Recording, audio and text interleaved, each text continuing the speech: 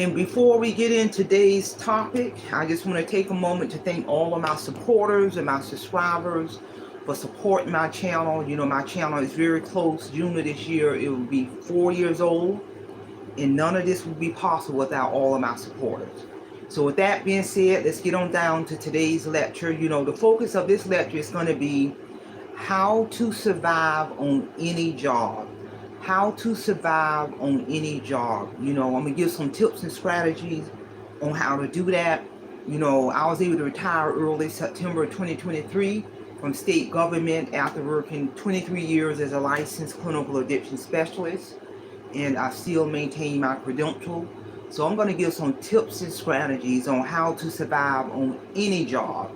First of all, it's important to always learn new things. Rather, you learning new things internal or external. Always learn new skills, get training in your current job. You know, this can make you valuable to other companies and set you up to land a new position.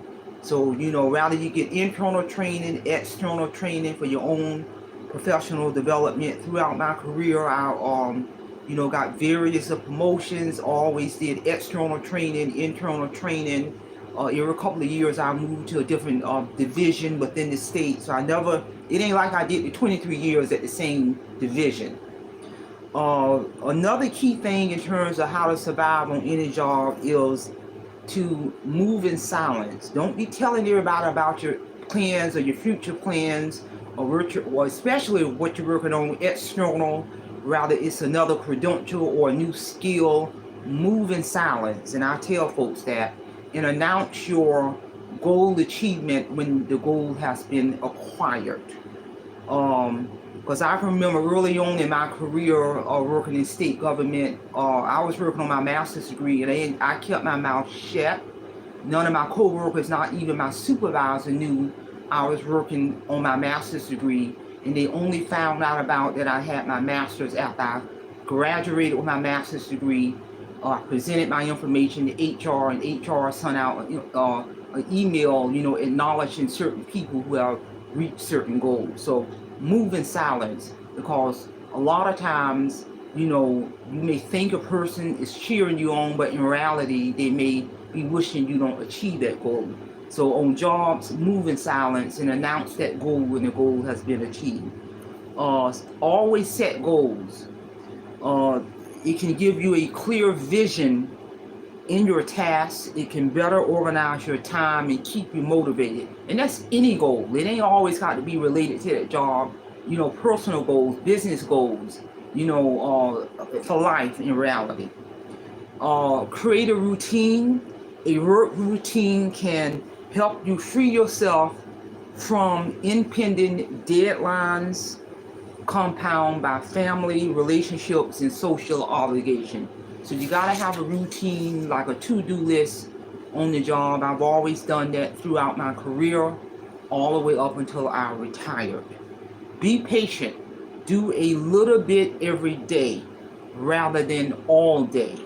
One day, or do a little bit each day, each week, and that's another good strategy in terms of how to survive on any job, because the work is never going to be done. So you got to maintain that balance.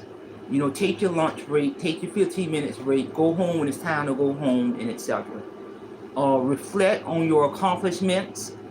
It's essential to reflect on your accomplishments rather than failures.